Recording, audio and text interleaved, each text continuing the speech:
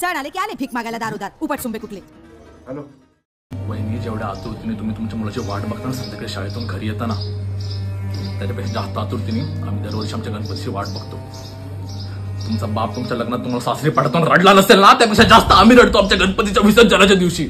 उपटसुंब 50 रुपये वर्गणी देता आणि तशी मी दारू पितो असं बोलता. क्वार्टरचे रेट तरी माहिती आहेत काय? जाऊ द्या, तुमच्याशी बोलण्यात काय, तुम्हाला काय पडली गणपतीची? गणपती आला काय नाही गेला काय? मग फक्त ढोनाला पाहिला आणि पळते आरतीचा मान घ्यायला. हे काय तुझे 100 रुपये? तुमच्या 100 रुपयाची भीक नाही लागली आमच्या गणपतीला. आणि जे पोरं आहेत ना, ही वर्गणी मागायला येतात, भीक नाही मागायला तुमच्या दारात. एकच सांगतो घोरपडे, आजपासून चाळीच्या गणपतीशी तुमचा संबंध संपला. मंडपाच्या आसपास जरी दिसलात ना, आईचा घोरपडे तंगड्यात तोडून गळ्यात बांधे ना.